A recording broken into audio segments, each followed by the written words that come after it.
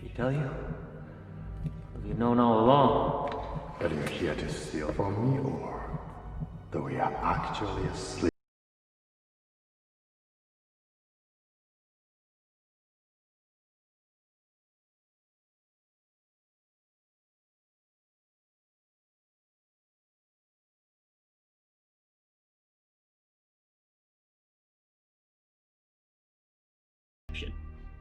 On July the 16th, 2010, Chris and Nolan took us on a journey, bringing along an A-list cast led by Leo DiCaprio, Ellen Page, and Tom Hardy. This was a journey that takes us into dreams within dreams within dreams, plays games with time and physics, and asks its audience to keep up. The beautiful thing about this labyrinthine journey is 10 years on, the journey isn't over. For many, Inception still dominates discussion, pertaining specifically to its bated breath cliffhanger ending.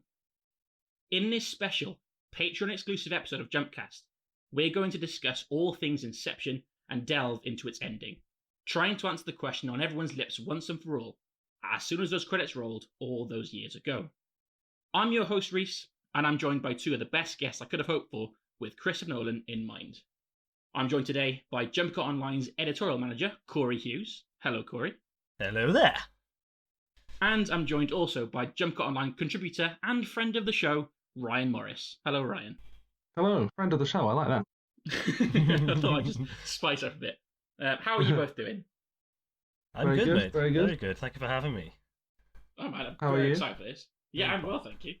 Just back from work, so I'm ready to dive into some Inception. Excellent, as we all should be. Yeah, man. But I thought I'd start today. I'll start with you, Ryan, because I know you're a bit of a massive fan of the film. Just a bit. What does Inception mean to you? It means everything to me, Rhys. But it's the one that I always refer to as my favourite film because it's kind of the film that got me into films. I remember vividly, and probably it must have been January, December before Inception came out when that trailer 2, I think it was, the Mind Heist trailer, dropped. Accidentally clicking on it on YouTube and being like, let's just watch this, and 2.5 minutes later messaging all my friends literally saying, we gotta go see this. Going to see it on the last day of summer, of school, for that term. Going home and adding every single Christopher Nolan film onto my love film list. And then the rest is history. How old were you then? Yeah, love film. What was that, 2010? Yeah, it was I've been 2010. a little 15-year-old before Netflix existed. Getting DVDs sent to me in the post. God, Classic DVDs, mate. cinephile origin story. I know, not even Blu-rays. What did I pay for? But I think my experience is similar because I think Inception is also the film that I consider the film that got me into film as much as it is today. And I remember I couldn't see it when it came out because I was on a lad's holiday in Ibiza. Oh, yeah, lads! Already making me sound uncool as I think about going after school to go and see it. But then I got home and then literally I walked through the door. My mum was like, I saw Inception yesterday, Rhys. You are going to love it. And I went to see it the next day and it changed my life. Yeah. Corey, what about you? What does Inception mean to you, pal? Well, talking about you two, that how much you guys love it, I feel a bit of an outcast because as much as I like Inception and I've gone back to it recently for this and appreciate it for what it's worth, I wouldn't say it's probably my favourite film or whether it'd be in my top 10. But what I do love, I love intelligent science fiction blockbusters with a kind of authorial signature to them, and I think when it comes to that, Nolan is one of the best at the game. So it's nice to see, with Inception in 2010, it's kind of kick-started that. All the films that we've come to love today is probably because of Inception. So it'll be interesting today to talk more into more of its cerebral nature and what it stands for and its position really in film history. So really excited. So, because I know you wrote that massive dissertation on Villeneuve, didn't you? Yes, yeah. So I wrote How does Nolan compare to Denis Villeneuve in your books? To me, they're cinematic brothers. You've got two kind of directors who started off in their native countries. So obviously Nolan in England in the independent scene, and you also had Villeneuve then in Quebec, working with more art house, avant-garde, surrealist pictures. And then how they get kind of recruited by Hollywood. How they emigrate from their place of origins to Hollywood and finding a new cinematic residency there, and how they've helped change Hollywood for the better, I think. And a lot of the themes that we kind of discuss, in terms of both of the filmographies of these two directors, duality, existentialism, all these, linearity, narrative linearity, they all come together with these two filmmakers. So it's really interesting to see when you compare them just how similar they are. So for me, yeah, Cinematic Brothers, definitely. I didn't expect to be so academic, but fair play to you. Yeah. What, that was my master's said. coming out. Are you quoting yourself there? What's that, sorry, mate?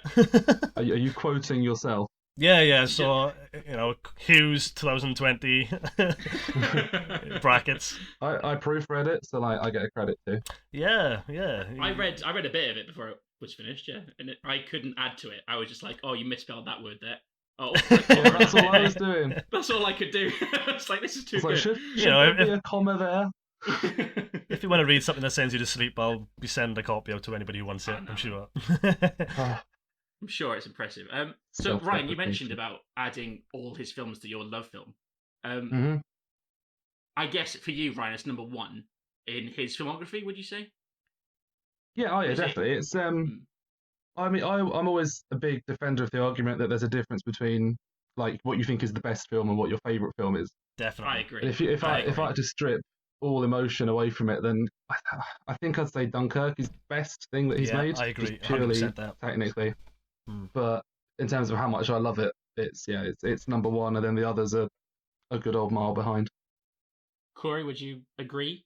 In terms of best film, I do think Dunkirk is Nolan's best. It slightly edges the favourite argument as well, because it's something that I think rewatchability really comes into play for favourite films, I think. Being able to go back, pick up on new details. But the Dark Knight trilogy, obviously, for rewatchability and how influential it has been on superhero cinema and stuff. But again, and that's what I did my dissertation on. Oh, see, exactly. Really? So, all the uni work's coming out today. Yeah, but I think when you say the Dark Knight's your favourite, you kind of get this kind of snobby kind of label attached to you, the film bro label. But I tell you what, if intelligent blockbusters made by auteurs in Hollywood makes you a film bro, then you can slap that sticker right in my forehead, because I'm all up for that, mate. I agree with that. I'm like, when it comes to someone like Nolan, who has across various genres, like he did superheroes, he's done time travel, he's done space, he's done the magicians and all that kind of stuff in a period piece. It's like he has touched on so many different styles of filmmaking, and yet he's brilliant at all of them. Like, I think if I was to rank his filmography, I'd put probably the Prestige as his best film. Oh yeah, fantastic. Yeah, but it is amazing. Like you guys, Inception is probably like my favorite of his films, but up for debate. But anyway, so now we've established Inception is pretty good as a film.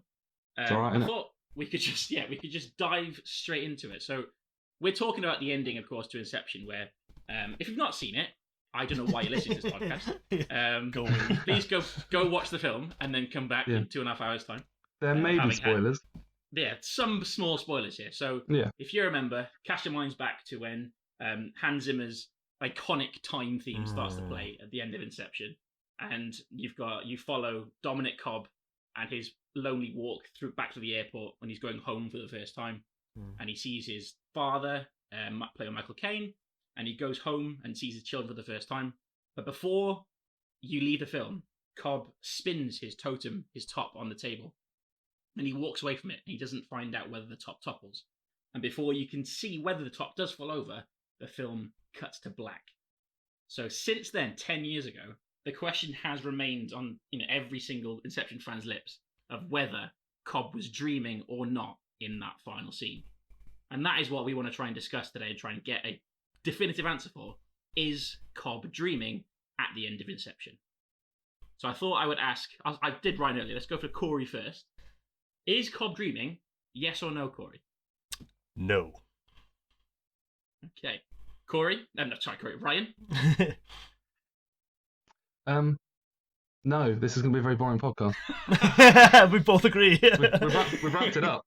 But I will say, if this was a court of law, I think you know, you got the judge, you got the jury. I think there's enough reasonable doubt sprinkled through the film where we might have a bit of trouble reaching a final verdict. You know, I can see both sides of the argument, definitely. That's what are we going to 12 Angry Men this? We're going to 12 Angry Men, yeah. Yeah. Rhys is going to be Henry Fonda. I am indeed. 3 Angry Film Bros. So that's why I spent the last few days kind of drawing up with my notes on whether Cobb was dreaming, yes or no. I think there are answers for both sides of it. And I've got a different answer than yes or no, which I'll get to afterwards. But I thought I'll start with, let's say no, the answer, he's not dreaming. Corey, do you want to explain your reasoning? Why do you think Cobb is not dreaming at the end of the film? There are little bits of details throughout the films, which I'm sure we'll touch on at the moment. You know, the use of symbolism, you know, even Greek mythology and all those sorts of things, these factors that come into it. But I think when you reflect on Nolan as a filmmaker, his kind of endings and his climaxes usually end, I think, on a kind of optimistic, even idealistic note. You look at, say, the Prestige. You know, the final trick in that film is that Borden does exact revenge on Angier after he kind of falsely imprisons the twin and sentences him to death or whatever. Insomnia, you know, Al Pacino's character kind of owns up to his own errors of his ways and leads to the capture of the killer. You know, even The Dark Knight Rises, even though it's suggested that Bruce Wayne sacrifices himself for Gotham, there's enough foreshadowing there to suggest that he did in fact survive and kind of finds a cathartic escape from being Batman and the burden on his shoulders. So I do think when you look at his filmography, it wouldn't be unreasonable to assume that a cerebral blockbuster of Inception's stature can end on a positive note. So I think once we go a bit more into, you know, the nitty-gritties of why we think it is or it isn't, I think it's worth keeping in mind that from an authorial kind of standpoint, Nolan does have a tendency to lean more towards the positive, which is obviously a main theme in Inception. You know, it's said that positive thoughts are more powerful than negative thoughts. So the act of Inception, they have to plant a positive idea into the mind, not a negative one, for it to truly resonate. So I think, again, those kind of themes is what edges me towards the fact that, yes, he is back to reality. Wow. I'd never, ever considered it on terms of his other films, actually. Because now you've said that, a film like Interstellar is one of the most optimistic and hopeful sci-fi films I've ever seen in my entire life. I agree. And it's, that's an impressive way of looking at it. Ryan, he's great. He's not dreaming. Why is that, do you think? It's just, I mean, I know that Nolan's never obviously been about, well, he obviously he wants to please audiences, but he's never been about conforming to expectation, really. But, you know, all of his films are, I think he's very good at the big ideas, but keeping accessibility. He can do something like Interstellar that's on the same level as something like 2001: Space Odyssey, but he keeps it still what we want to watch, and it's the ending that we want. You know, we follow him through this crazy journey, you know, through subconscious and limbo, and it's the ending that we want. It's the ending that you would want to happen, and I think he's very good at giving you the ending that you want. Do you think it's an ending that we deserve? As an audience, do we have certain expectations that need to be met, especially with blockbusters and Hollywood films?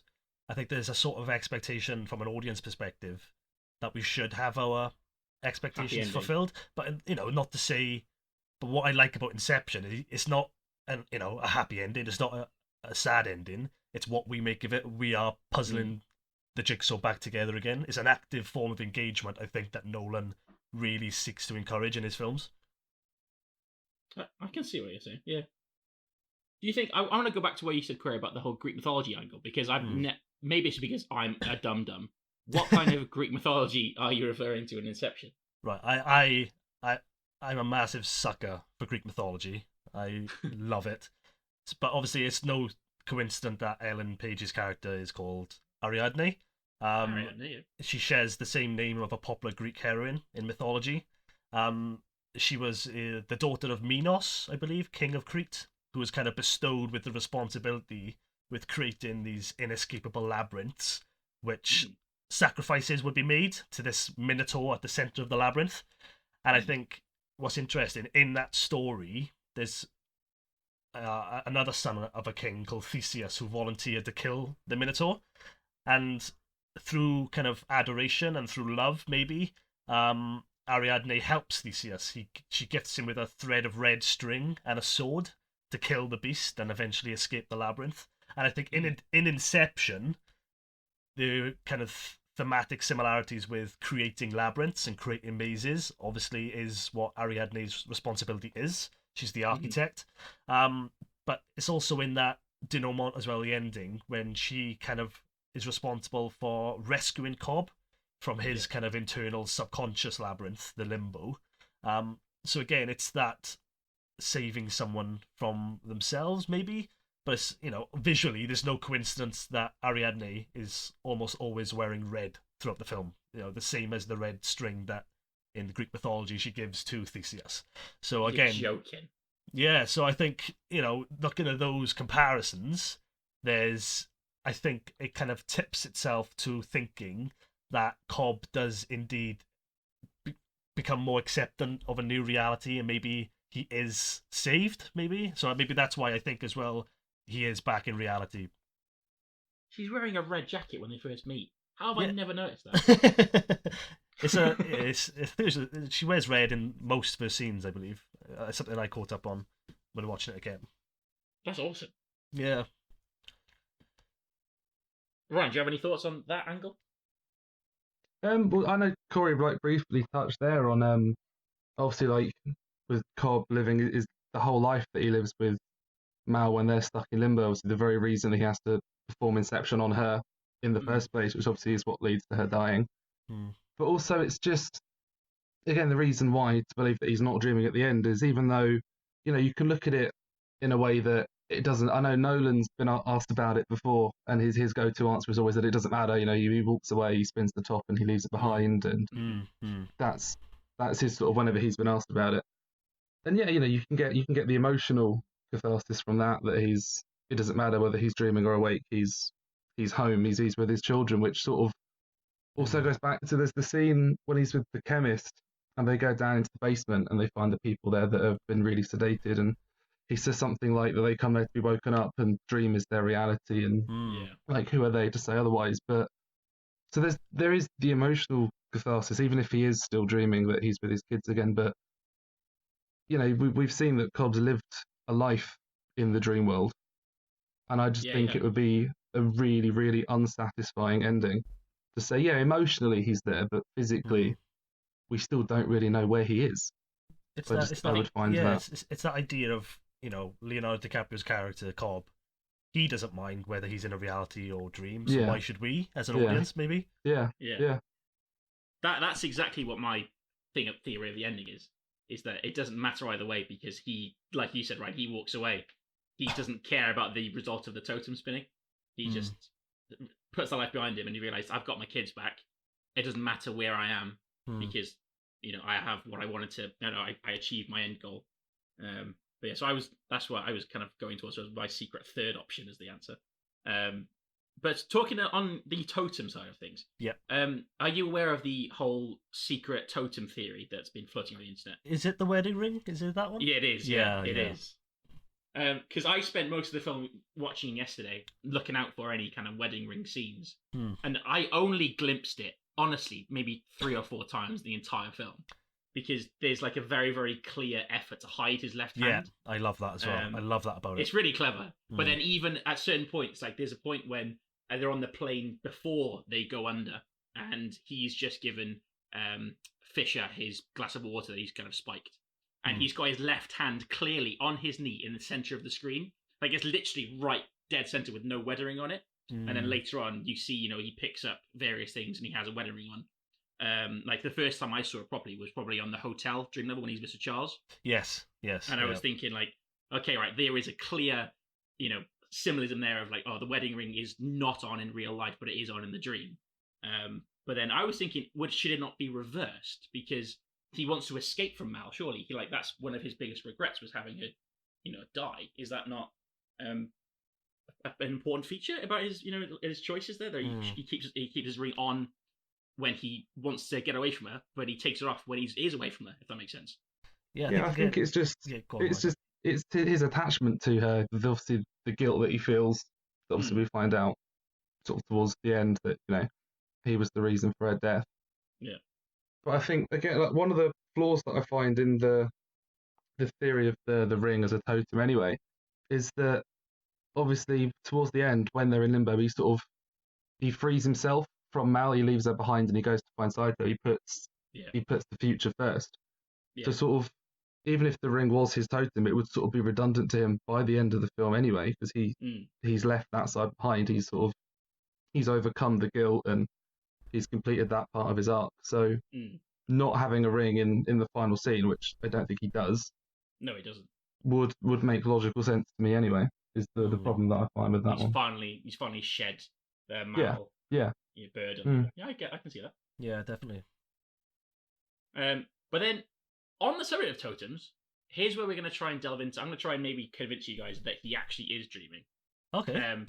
Because there are some key points in the film. Yeah, well, I'll try my best. So there are some key points in the film where the totem is a bit what's the word for it? It's a bit kind of contradicted, right? Yeah. So, for example, when Arthur is explaining to Ariadne, make your own totem and nobody else can touch it. Yeah, that's my problem. So she makes her own weighted chess piece, and then when Cobb asks, "Oh, can I see your totem?" she says, "Oh no, I won't do that." But then Cobb's totem is not his own totem. Yeah. So to me, there is an issue there with Cobb never actually having a grasp on his own reality because he doesn't use his own totem anymore. I guess the wedding ring could be because it is in the dream, but that is not enough of a thing, like a physical, idea of, oh, I'm not dreaming now because I've got this ring on. That's a bit too subtle for me. Whereas the totem that spins, it wasn't his ring. So how can he be sure that this totem, works on him, if that makes sense? I think, doesn't Saito hold it as well in the beginning scene in the limbo state? Yeah. Which is the beginning / ending as well. Yes, that's what I was talking about at the beginning, the kind of reasonable doubt. So I just think, like you said, it's not his totem, it's Mal's. That kind of undermines everything that we're told throughout the film, that this totem must be unique to you. You must know the balance, you must know the weight. So the fact that it's not his, but then the other argument then is that it was probably the first ever totem. It was Mal's, because it was her idea to have this kind of little think piece or little, souvenir that will help you signify whether you're in reality or in the dream. So I think it's that kind of subconscious kind of yearning that he has for Mal, that he needs to hold on to it. But like you said, in doing that, it contradicts everything that we're told about the significance of it. So I can definitely see that argument. Yeah. I think you can also look at it as that it was her idea to have a totem, and her idea to create the spinning top as one, but also that it was more their totem than just hers or just his. He tells Ariadne, no one else can know this, but you sort of get a married couple that have lived dream lives together and gone in and out of dreams as a couple together. Maybe you could expect that they would have a shared totem and that they'd never get drifted apart, so that they would need to know separate realities. If one was dreaming, one was awake, it could function for both of them. In that sense, then, at the end, when obviously he's spun it, he's walked away from it, is that kind of walking away from it the visual symbol of him walking away from Mal, finally? The fact that he has left her away? I think so. I think so. Because he's just sort of cast her aside when they're down in limbo. And he's there with Ariadne and Mal, and obviously he goes off to find Saito. We know he casts her aside then. It would make sense to leave it, but that's obviously connects back to what I think about the ring as well. That he's already sort of left Mal behind at this point. So the totem between him and her is it's redundant. He knows he doesn't really need to spin the totem to know the answer to it. Do you reckon he ever needed the totem to that? I think so. I think throughout the film, it's suggested that he's obsessed with this idea of knowing whether he's in reality or not. There's plenty of scenes where, as soon as he comes back, from a dream state, he associates the spinning totem with violence. So he spins the totem, he has a gun ready to shoot himself to get him awake if he has to. So I think he needs it, as a form of validation. So I do think that he does need it, but I think that's the whole cathartic release of the ending, is that he finally doesn't need it anymore. I think we need those earlier moments for that payoff to really work. That's fair.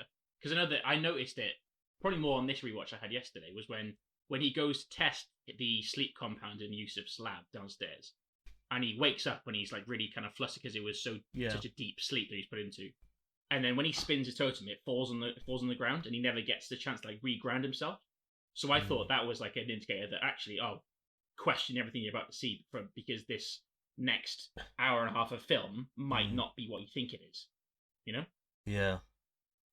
I think that like kind of realization of, okay, is this dream or is this reality, comes from one of the beginning starts of the film where he meets Eames for the first time. Yeah. So you mentioned something to Eames about his totem that you were never really good at spelling. Mm-hmm. And I think is poker chip, isn't it?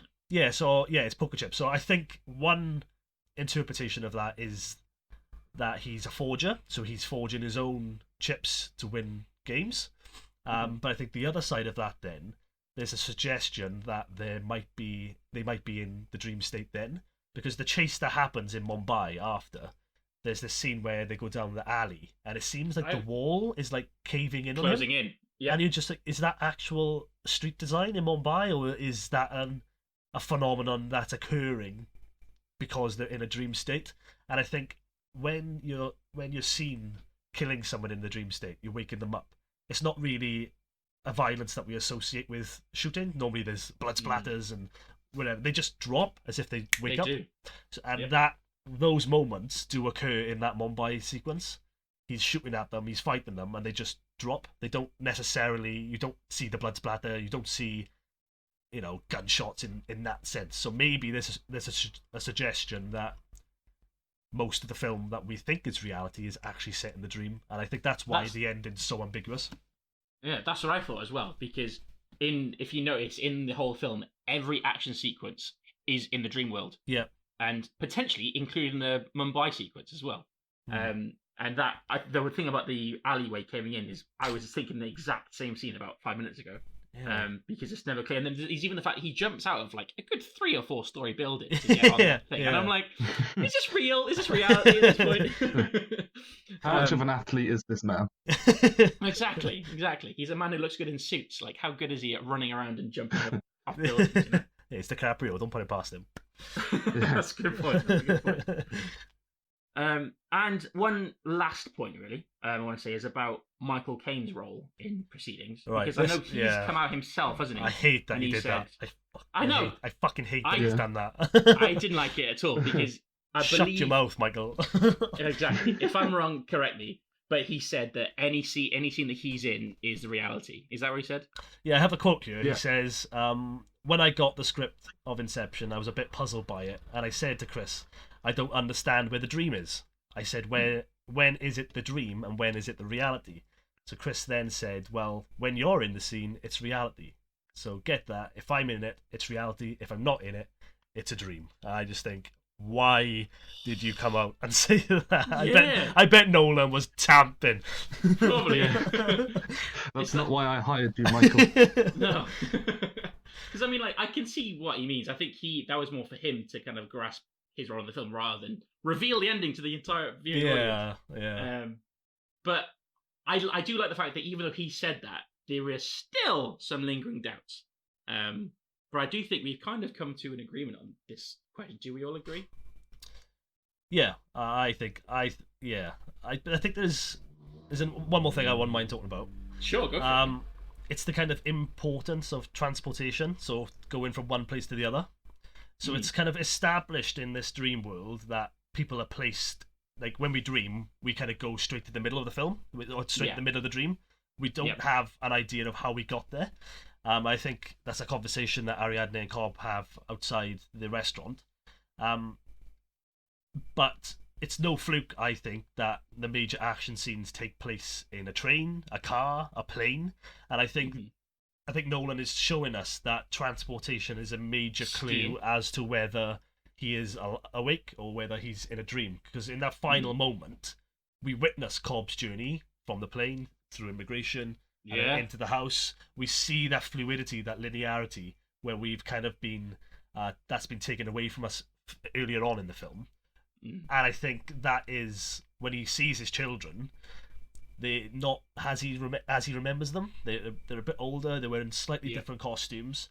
So again, these are not projections. These are people who have aged. These are people who have changed and developed as people.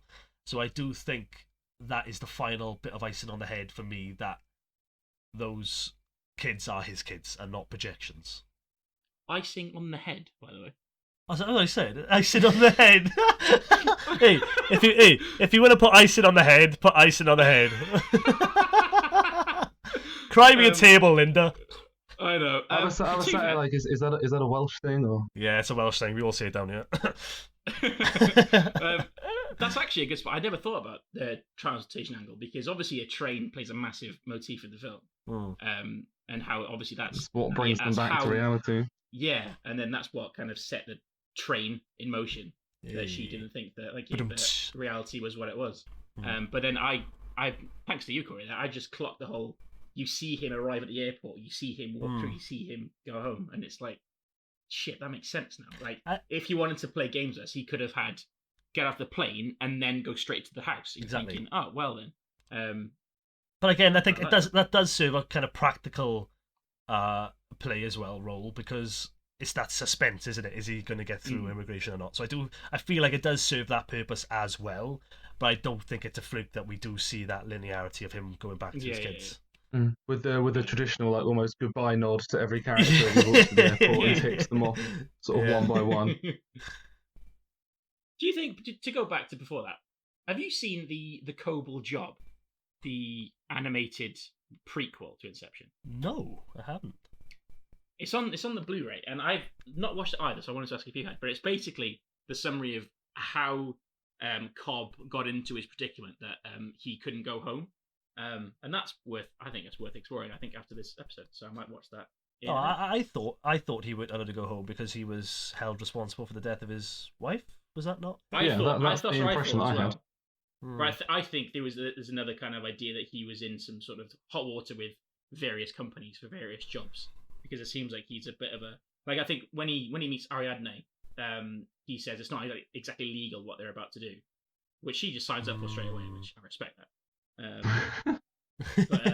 She's a student and she needs money. Yeah, exactly. Yeah. So I think he's not as kind of like clear cut a nice guy as you think he is. He has definitely got some skeletons in his closet, rather not just Mal, like elsewhere in his kind of business dealings. And again, that's that theme of grief again, and kind of guilt that kind of seeps throughout the film, isn't it? Yeah. No, nice. I'll give that a watch, definitely. Yeah, man. Ryan, any final thoughts? I hadn't really considered, again, like what Corey just said. I know you echoed it on it as well, about the fact that obviously we see the journey to the home at the end. So if anything, I'm more confident now than I was before. I am as well, actually. The jury's all in favour. This podcast did its job. I think it convinced us all. Yeah. So I think we have there answered the question that has been on everyone's lips since Inception. Was Cobb dreaming? The answer is a resounding no, I think. I agree. I think. Well, established, though. I understand Nolan's approach to it, in that it doesn't matter, and that reality and dream, it's irrelevant, and he's home, and I get that. You still get the catharsis, you still get the emotion, and it is satisfying. But if you want to put it down to a simple yes or no answer, just the idea that he is still dreaming just doesn't work for me. It's not. I don't find that satisfying. I think I'm either a yes or a maybe, but I'm definitely not a no. I think I wanted it to be a no for a long time, because I think that's more of an ambiguous, like, yeah, I agree. Twist ending, Yeah. Like you said, and then you get the sequel. Yeah, exactly. Yeah. I think where Inception really works and why it's kind of resonated so well for all these years, it's not the answer that we want. It's the pursuit of that answer that is what makes it such an exceptional experience, that even 10 years on, people are still skeptical. Oh my God, skeptical about certain moments. Jesus Christ. About moments within the film. So 10 years later, it still has that ambiguity, and the fact that as an audience, we're still having that active engagement with it, even if you've seen it 3 or 4 times. I think that is the power of these kind of blockbuster with brains that we're seeing now, and that Inception really started. Yeah. I think I you've just put I the vividly icing. remember being in the cinema, leaning forward in my seat yeah. at that last shot. As that camera tracks in, you almost move in with it. It's Yep. one of those I things you remember don't forget. collapsing back into my seat when it finished as well. And Yeah. I was like, Yeah. because my 17-year-old brain then just couldn't comprehend that there was no definitive answer. I Yeah. think I was very, very annoyed that. I'm not annoyed, but I was just like in awe that he'd leave it on such a note, literally and metaphorically as well. Yeah, nice. He's a frustrating chap, but a clever one. Oh, he's a genius. He's an absolute genius. Love him. And I cannot wait to see what Tenet brings us. Because I Whenever think Oh yeah, whenever it comes out. Whenever it may come out. Yeah, I think it's a testament to Hollywood today that original stories like these within a kind of blockbuster format are being greenlit. And I'll gush about Denis Villeneuve at any opportunity I get. He's another pioneer of these kind of blockbuster brains that we're seeing and are getting greenlit. Blade Runner 2049 absolutely bombed financially, but he's been given a two-part Dune movie. It's like I think Hollywood is changing, and I think Inception is what started that. So as its position in film history, I think it's a groundbreaking addition to cinema, definitely. I would agree with that. For sure. I'd love to see what Villeneuve would do with something original sci-fi. Not a criticism of him at all. I love everything he does. Oh, this kid's got We've class. had Arrival, which is obviously adapted, and Blade Runner, which is a sequel, and then Dune, which is remade and no, Taylor Sheridan. Yeah, Taylor Sheridan, isn't it? It's original, but he didn't write it. Yeah, I'd love to see him take something on himself. He finds the writing process extremely painful. Really? So he likes people to write for him. I'd like to see. Well, it's working well so far. Yeah. Yeah, so I think I agree there. I think that's one of the criticisms you can have of him, but that's another debate. I would just love to see it. Like Spielberg has never written anything, True. as far as I know. And I mean, like there is a clear need in Hollywood for a director who just has a specific voice, and they can take a script and then spin it to their own. I'm recording a podcast here, pal. Yeah, he's doing the wheelies up the street, is he? Like there is a need in Hollywood for a voice who will, spin a script into his own style, and turn it into, like how Spielberg did Jurassic Park, which is not, but the book is by no means a crowd-pleasing family adventure. Yeah, and yet Spielberg made it into one of the greatest family adventures films of all time. So. I think anybody who could achieve kind of creative freedom and complete control of their own productions in Hollywood, like Nolan, like Villeneuve, I think we should tip our hats off to them to even get into that. They're the ones worth cherishing. They are indeed. Absolutely. We've just got to make general audiences trust in Villeneuve's name the same way they trust in Nolan's name. They got to pronounce it first. To see his stuff. Yeah, Dennis Villeneuve. Dennis Villeneuve. Dennis Villeneuve. Villeneuve. I think that puts the icing on the head of that conversation. Icing on the head? Oh, fuck's sake, man. I knew that was coming when I rudely accidentally interrupted it earlier. I tried to put it earlier, but then you were all talking and I was like, well, that's going to sound pretty awkward. I felt bad straight away. It's one of those things now. I'll be laying in bed going, you fucking idiot, you fucking... I love that. It's charming. It's absolute charm. Yeah. But that does bring us to an end of our Patreon special Inception episode. I want to thank my lovely guest. Thank you to Corey. Thank you very much for having me, guys. And thank you to Ryan. You're very welcome. Thank you. Corey, first off, where can we find you on the Twitters and stuff? I'm at Reviews Hughes, which is the best Twitter handle ever known to man. I'm also the editorial manager, obviously, at JumpCut Online. So head over to JumpCut. We're doing some really good things with our charity initiative, raising money for Black Lives Matter and the Trussell Group. Is it Trussell something? Trussell Trust. So yeah, head on over. So head on over and donate if you can, or share whatever you can do to help out. So thank you. And Ryan, where can we find you online, my friend? Just on Twitter, really. Morris_movies. Doing general rants, general tweets. Some good tweets as eagerly, well. Good tweets. Eagerly. Once every few weeks, I try. And yeah, just to echo what Corey said about checking out the fundraiser page that we've got going on for the charity initiative this year. 2 worthy causes. Watching Inception, aren't you, as part of yours? I am, yeah. I'm going to be watching it at about 6:30 in the morning, having previously been awake for about 24 hours. Is that your ending film? Yeah, because it's my number one. So I'm doing my full top 10. So I will start at number 10, and I'll work my way through the 24 hours, and I'll finish on Inception. Gonna wake the neighbours up, blaring It's better. that soundtrack. Nice. So to finish off though, so as this was our first ever Patreon episode, I want to hand this over to you lovely subscribers actually.